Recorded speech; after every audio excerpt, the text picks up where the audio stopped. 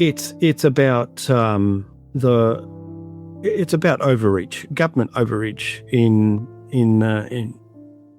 at the core of it. We have these flawed characters who are just trying to control their own existence, their own agency, and there are forces that are trying to stop them from doing that. And so that's the ethical dilemma in the whole thing, where we need to ask ourselves in the end, how much of this overreach are we willing to live with? What is our freedom worth? So that is at the core of the story. Okay, everybody, welcome back to Living the Next Chapter, the author podcast. One of the things I love the most about this show is when I get to talk to people who have served their country, who have done something what many people haven't. We see it on TV and movies and stuff and go, wow, what brave people to go out and serve their country. John has done that, and I always have a special place in the show, in my heart, for anyone who served their country. So, John, first of all, thank you for being on the show. Second of all, thank you for your service to your country. Welcome to Living the Next Chapter. Glad to have you here. Thanks, Dave. I really appreciate the opportunity. Excellent, John. Now, I know, John, I don't have an accent. And as a Canadian, I don't have an accent. There's something special about your accent. Now, you're probably going to say that I have an accent. If I say about or aboot, things like that, that's kind of a Canadian thing. Tell everybody, John, where you are joining us from, because I love the sound of your voice. Come on, where are you from? I'm in Canberra, Australia at the moment. Wow. See, now that's the one thing I love about podcasting, right? Here we are, you and I having a conversation over the internet. It's like the coolest thing ever to have time with people like you. So thank you for making time for me. It's like the future, isn't it, for us? Compared to you, like it's tomorrow where you are? Yes, it is. Yes. Okay. Several hours ahead of you. So the weather's nice tomorrow. I can put that on my calendar. That's good. Okay. Well, here it is. Yeah. Here it is. Yeah. Awesome. John, let's talk a little bit about your service, your background. Tell everybody kind of how you got into this, how you got started, and kind of a little background of your service to your country. What have you been doing? What have you done? Okay. Well, I've retired about 5 years ago. From the Royal Australian Air Force. I did a total of 42 years service. Wow. So, but I was in the, when I was in high school, I was in the Army Cadets. So I don't know if the Canadians have cadets, do they? Like yeah. Air Force, Army Cadets, that thing? Yeah. So I joined them when I was 14. So I've been in uniform since I was 14. That's a long time. Wow. Yeah. But the military, I loved the military. I loved doing what I did. It was predominantly I was in the support space. So, but I did get the opportunity to go on operations, and that was very interesting. And but I really enjoyed my time. At the end, though, because one thing I've always wanted to do is to write a story.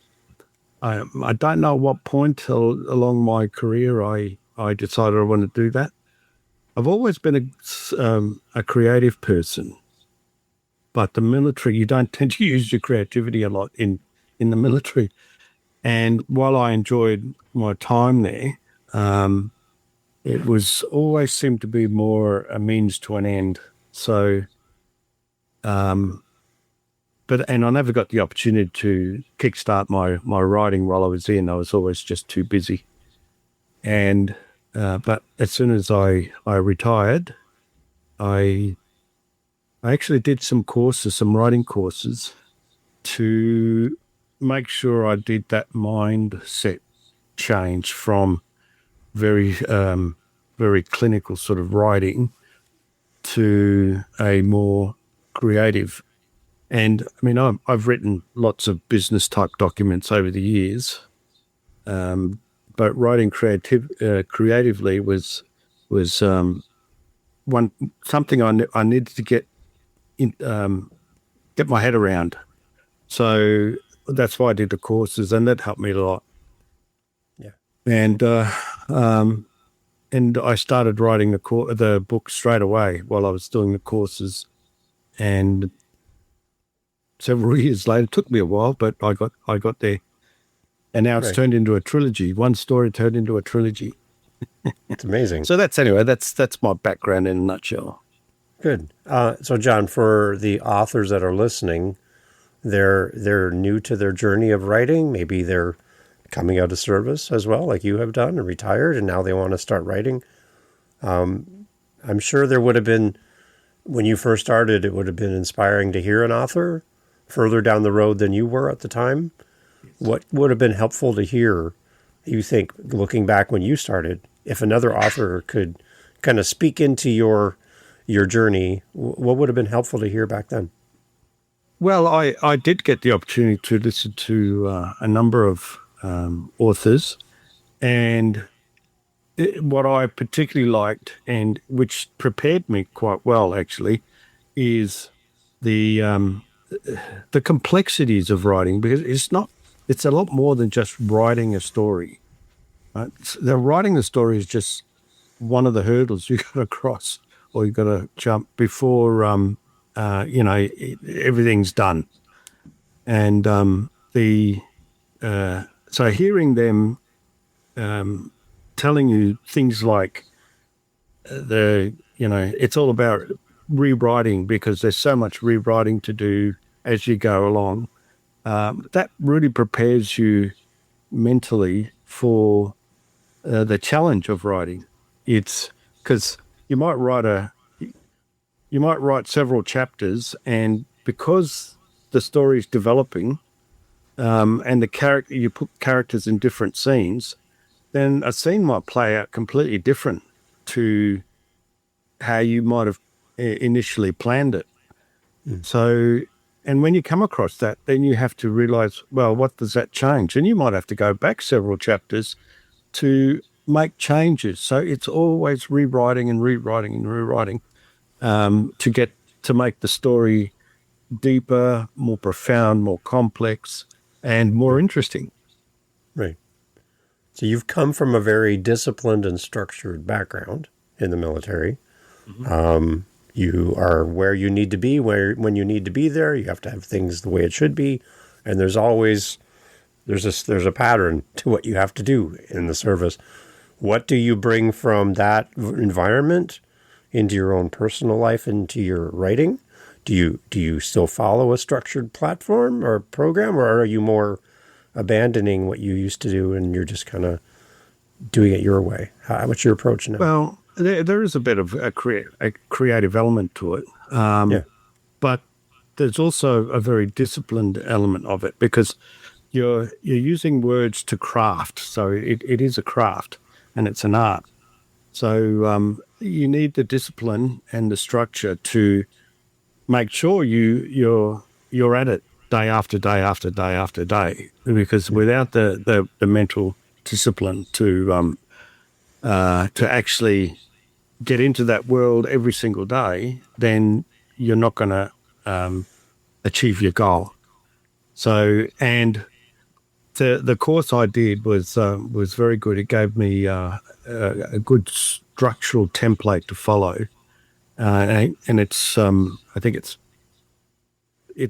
based on the 8 turning points. So they're turning points within the story, and which then each turning point is broken into story steps, and there are scenes that then go into each story step. Nice. So it's a good structure for me to follow because of having that formal structured background, and I do like it, and I do follow it. One thing I've noticed with the authors that have come on the show who have retired from service is when they come home, and this big change from their identity in the service and what they did during their time serving, and then coming home to a new version of themselves.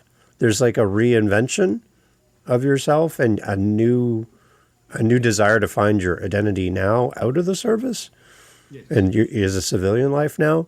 And a lot of the authors I've talked to who've done this have really struggled.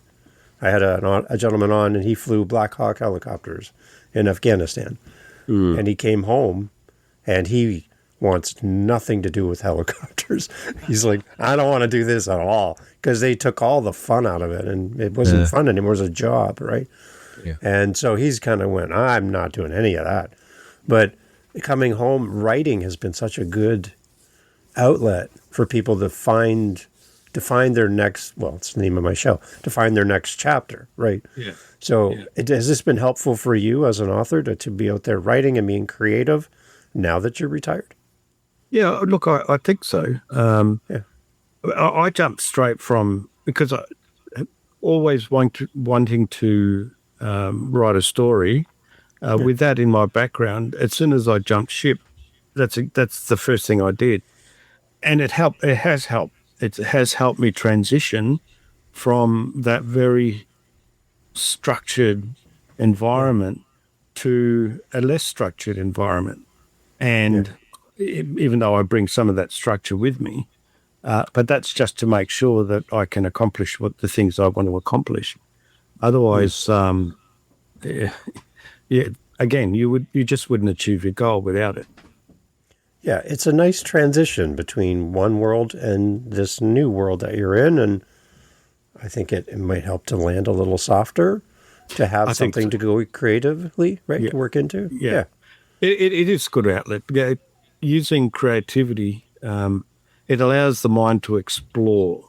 So, and I think that exploration helps your mind go through that transition process. Yeah, I'm no expert, but I would suggest that's primary in allowing people to ease into a new role or a new life. How much is writing a part of your next chapter now that you're retired? Are you writing daily, weekly? Kind of what is it? What does your week look like as a writer?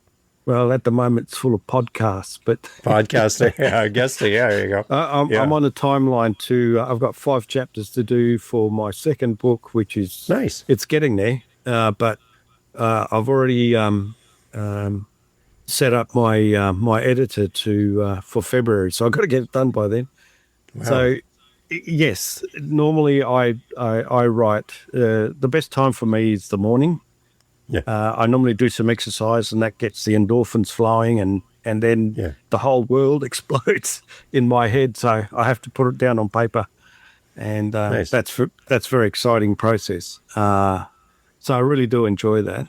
But the morning is my best time for writing, and then I do that pretty much every day, unless I've got podcasts. Yeah.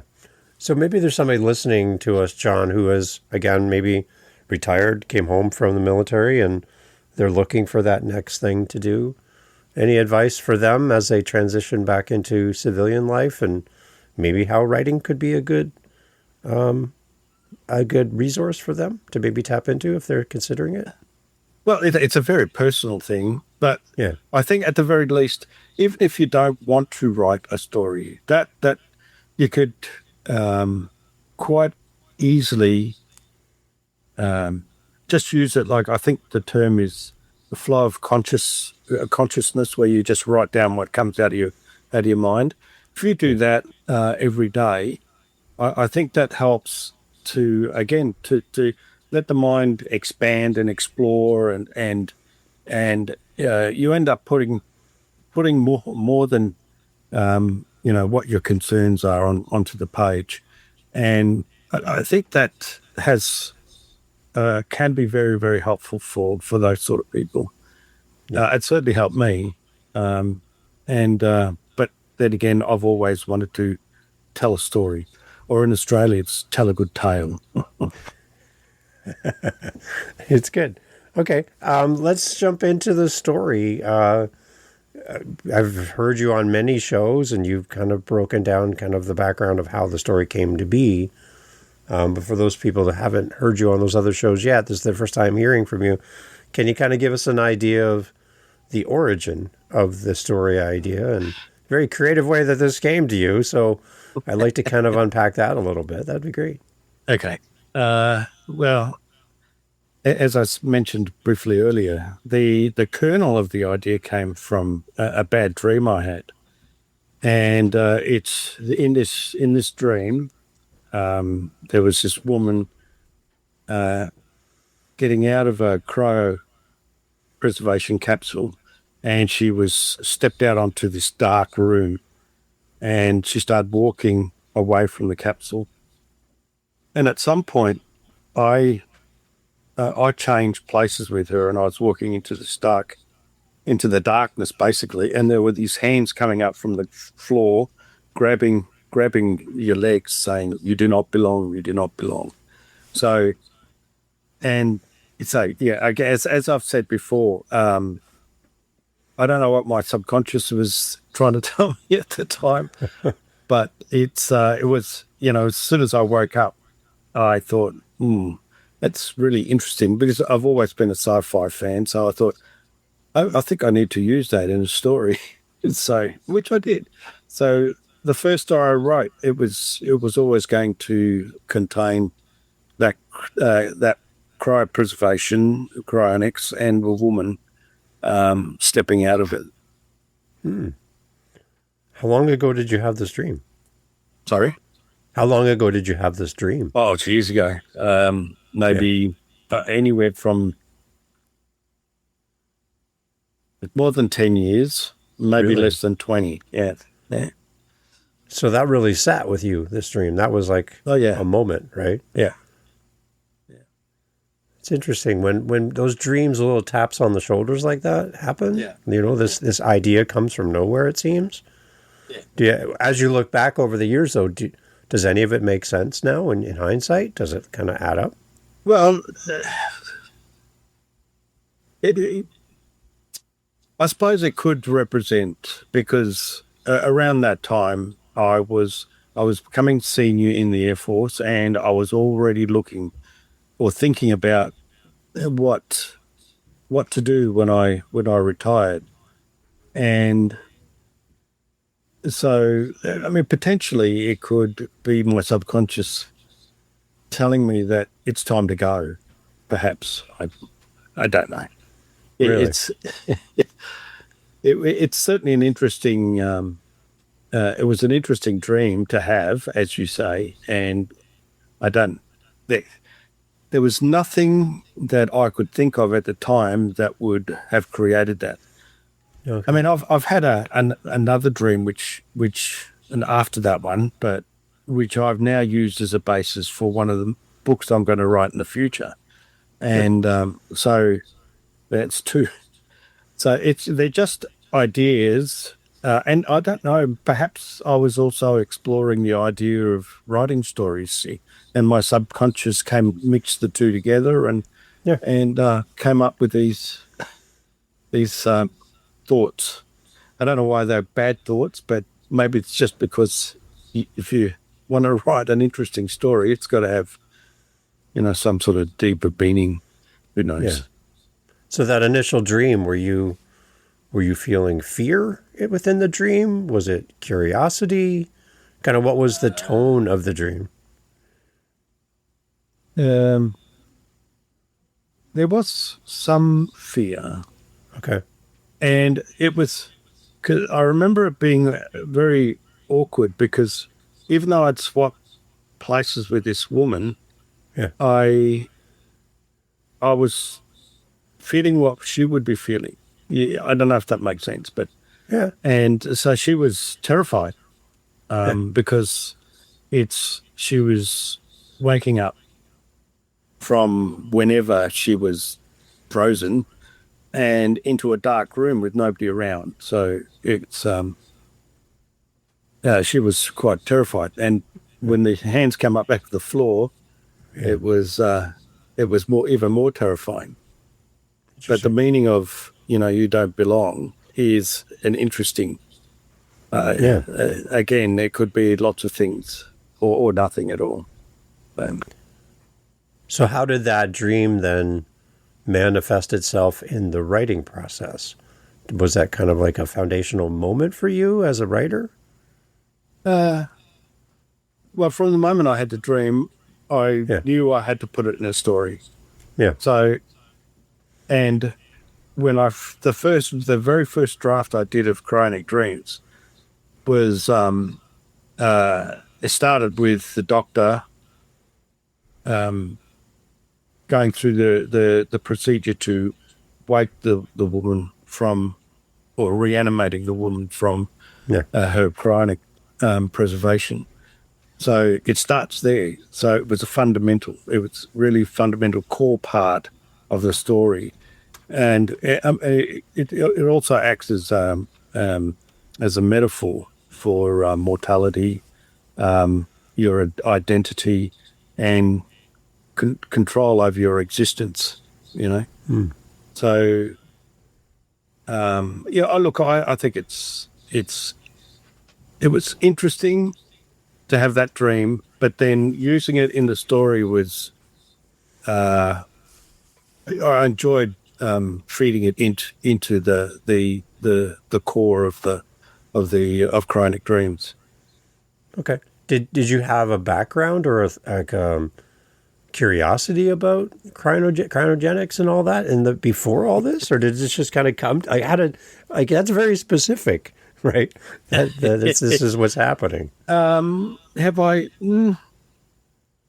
Well, it's been in popular fiction, right? Yeah. I mean, look at Futurama, for example. I mean, Yeah. it's in that. So, but Yeah. so there's always been. I remember reading years ago, and I can't remember the author. I keep meaning to look it up again. But it was a sci-fi story I read many years ago, and it was of a man who, or the protagonist, who puts himself into cryopreservation for 30 years, and then when he wakes up, or when he's reanimated, he's met by his grown-up granddaughter. So that always stuck with me. It's always been in the back of my mind, and perhaps that all feeds into each other. I don't know, but but it was. I really enjoyed putting it into Cryonic Dreams because Marianne, who is the woman that gets woken, her past is full of secrets and feeds into the narrative of the whole story. So of the trilogy, in fact. Yeah. My point of reference would be, strange, but would be Austin Powers with Mike Myers. He's Well, frozen. that's the other one, of course. Right? Yes. Yeah. Right. Yeah. So yeah. that's my head. That's what's playing in my head while we're chatting. I can't get it out of my head. So, yeah. So, but yeah, that whole idea that we could pause time and then come back at a different time, maybe come back at a time when that illness we had is now solved and cured, and we can come back. There's a lot around that. So yeah, I just wondered if that was something you were that you were curious about, and that fed into the dream, possibly, which fed into the book. But Yeah, that's a very specific thing. It could very well be. Yes. Yeah, right. Yeah, I like that. Okay, so talk about some of the main characters we're going to fall in love with as readers as we go through your book. Yeah, I'll give you a brief summary of the book if you like. Please, yeah. So it's I've tried to make it a gripping sci-fi epic set in the future, which is shaped by powerful global elites determined to control humanity. At the center of it all is Dr. Michelle Brown. She's the main protagonist, a brilliant but troubled scientist whose breakthrough in cryonic reanimation could change medicine forever. But just as she's on the brink of success, everything starts to unravel. Sabotage, betrayal, and shadowy forces conspire to stop her. Michelle's fight isn't just about science. It's about protecting her research and her revived patient, Marianne, whose identity hides a century-old secret. She faces not only the technical and ethical challenges of bringing someone back from death, but also the relentless interference of powerful agencies and corporations determined to suppress innovation and maintain control. So the story unfolds against a backdrop of a two-decade long pandemic, also AI, humanoid robots, and off-world colonies. Yes. Wow. And a new world order built to serve the ambitions of the few at the expense of the many. Michelle, Marianne, Jackson, Holly, they're all protagonists, and their allies represent humanity's struggle against tyranny and the unseen forces shaping society.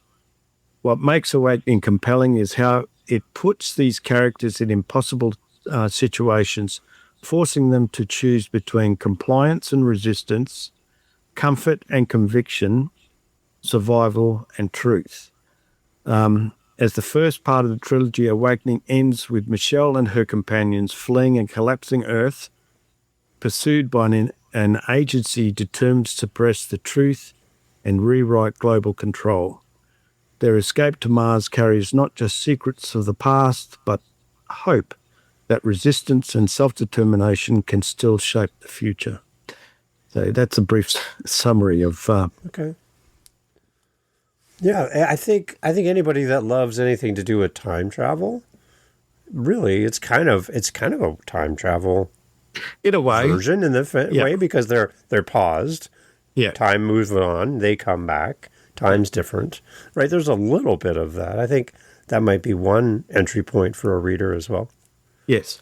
So Marianne, the woman that is reanimated, she's got no memory when she wakes up. So Wow. she can't remember her past. So part of the story is them finding out about who she was and why she was frozen in the first place, because there are a lot of as the story unfolds, you learn that she's not just anybody, there's a lot of secrets behind it. So and they start to fall into place slowly, which is what the first book is predominantly about. And then as all the truth comes together, the forces, the agency, they basically take control of Earth again completely, and which is why they leave. And that leads into the second book. It's a very complex story. Yeah, wow. There's a lot to it, and and I hope readers enjoy it. But I had a lot of fun writing it. So. Yeah. Did you? Well, like again, from a concept through a dream to reality as a book, I'm sure that it's a lot of hard work to kind of create a story, create a world, create these characters, give them identity, give them backstory. There's a lot of behind the scenes work that goes into things that might not even show up on the page, right? No, well, that's right, and there are a lot of examples of that. The first iterations. There are many. And I think because, as I said before, once you start writing a story, it tends to write itself. So, I came up with the backstories and the background of all the main characters, and even some of the second-tier characters. But it's when you put them into these scenes, and then it turns out completely different. To what you expected, because you put yourself in the place of the characters, and based on who they are and what they are, the scene may change completely or just slightly. And there's a lot of fun in that, but it is frustrating also because, as I said earlier, there's a lot of rewriting to do, always rewriting. Mm-hmm. Yeah.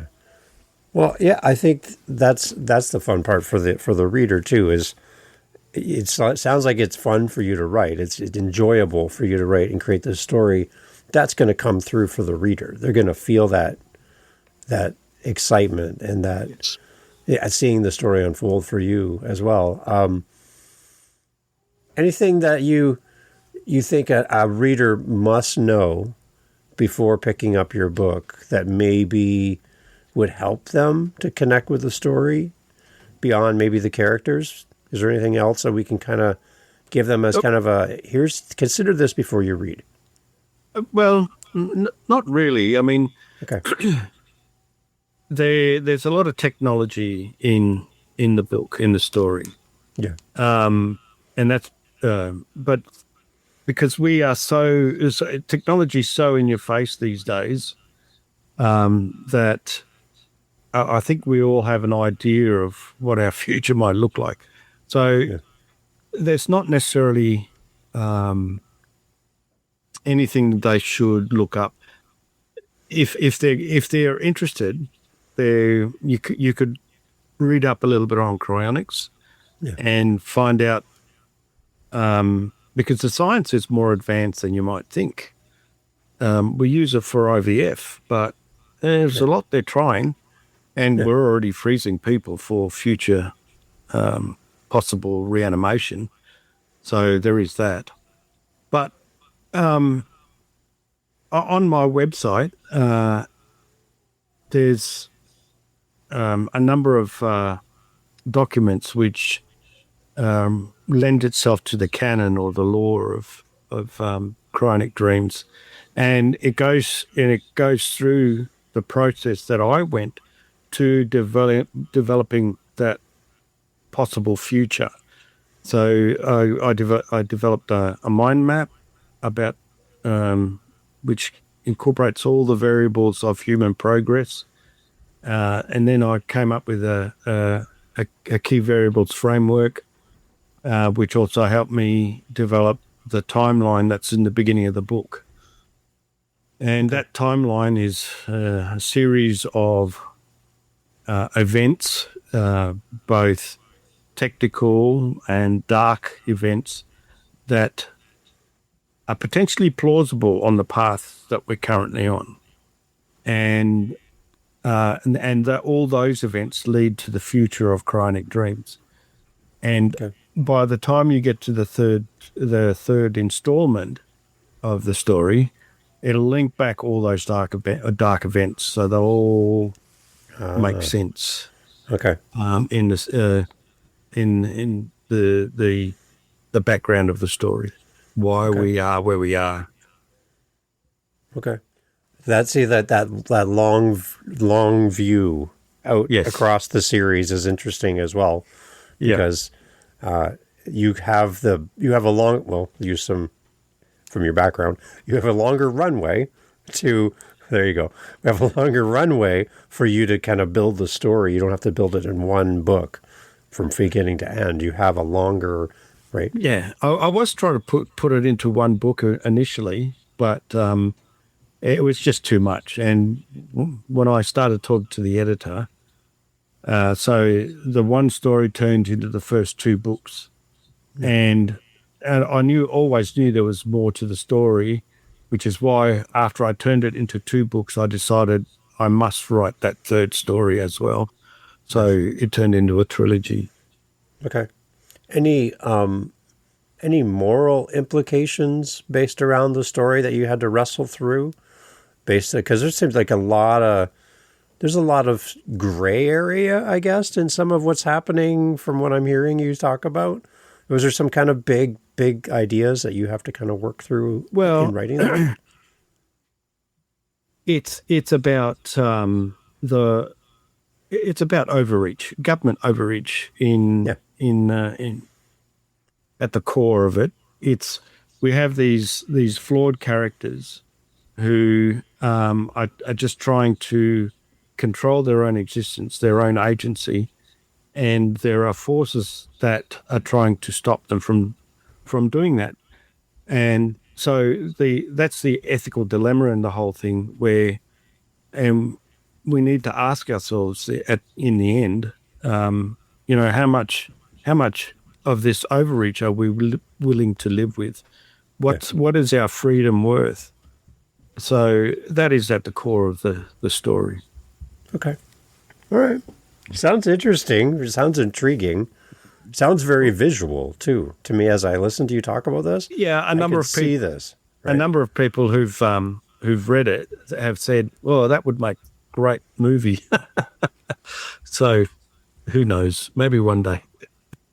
Well, you never know who's listening to our conversation, right? So if you're listening and you're like, I agree, I think this would be great, then make sure you reach out, because I'm sure that this would be a great conversation to have. So if that's you listening, just know John would love to talk to you. So I like it.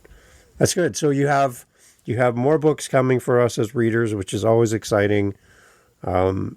You've found your journey as an author. It's going, and you're enjoying it. What's the most rewarding thing about seeing your book out in the world, people responding, people reading, leaving comments? What really resonates with you as an author that just goes, wow, I did it? Well, there is an element of that. When you first finish the book, there's a relief, a weight off your shoulders, and a sense of accomplishment. Yes, I've done it. Excellent. But then that gets reinforced once you start getting feedback from the book, and it's positive, because as an author, you want to write a story that is interesting and people enjoy. So to hear that feedback, that it basically hit the mark that I was aiming for, is very rewarding. Very rewarding. The downfall is that, and which is why I'm doing all these podcasts, is because the day I released my book was released, I also looked at what other new books were out there, and there's like an ocean of books, ocean of new books, not let alone all the books that are already existing out there. So, I asked myself the question: how am I going to get, people to look at my book amongst this? Because there's so much noise. It's just absolutely absurd. And so, which is why I then reached out to an agency and started doing some podcasts, and there's some advertisement. So this is just another hurdle. Right. Yeah. Yeah, I think for authors, well, I'm biased because I have a podcast, but I think for authors, it's great to hear the voice of the author, to hear the stories that you're not going to see when you see a book on a shelf. You walk into a bookstore, you're just overwhelmed by the amount of sheer volume of books that are all on these shelves. You're like, where do I even start? Right? Yeah, I know. Exactly. So, hearing this conversation, knowing this is the kind of book I like, these are the stories I like to read. Yeah. And now I have a point of reference, right? So, and just listening to the author, you just you feel a connection as a listener, right, to the author as they speak. So, I hope so. Yeah, I like it. All right, so John, tell us about your website. I'd like to wrap up here and honor your time. Okay. Your website, where we can send our listeners to follow your journey into the future as well. Okay, there are some changes coming, but it's John R. Carlos altogether .com.au. So don't forget the .au, because we're in Australia. So it won't find it without it. But so johnrcarlos.com.au. Okay. And anything special on the website we need to watch out for? Well, if you're interested in, because there'll be bits about the 3 books, well, 4 books actually, but if you go to the canon and law, there's a whole big section there about the characters and their journey and the world that Cryonic Dreams. So there's a whole bunch of information there, which I'll keep expanding as I go. So nice, and also there's a shop if people want to buy a signed copy of my book. Oh, they can go there, and I'll put it in the post. There you go. You'll fly it over to us, right? Yeah. Based on your background, we'll take care of that. I like that. Get one of your Air Force buddies to fly it to us. That'd be great. This is great, John. Thank you for being on the show. Thank you for sharing the story behind the book. I know you have done many, many interviews, and I really appreciate you making time for us. Can I leave your potential readers with one last thought? Okay. Come on. So I want readers to see Cryonic Dreams Awakening as more than just a story about science or politics. It's an invitation to reflect on what shapes our identity, how history gives us meaning, and what happens when forces try to erase that meaning. It challenges us to think about power, progress, and the courage it takes to stand up against systems that want to control us. So that's the message I'd like to leave potential readers with. Excellent. John, thank you so much for doing this. Thanks for being on the show. We'll have links for your website, all your information, and links to buy the books as well. Take up John up on his offer to get an autographed copy. That's the best thing ever. John, thank you so much for doing this. Really appreciate it. Thank you, Dave. It's been fun, and I really appreciate the opportunity to be on your show. Thank you. Excellent. Everyone else, always, all information is always in the show notes. John would love to hear your thoughts, your comments, your review, wherever you get the book. And make sure that you share this with someone else that you think would love this story. And if you enjoy that scene from Mike Myers, then that's my point of reference for the story. And but so it was really great, John, to have you on here. Thank you so much. Thanks, Dave. Hey, thank you so much again for pressing play. As you've heard, great guests on the show.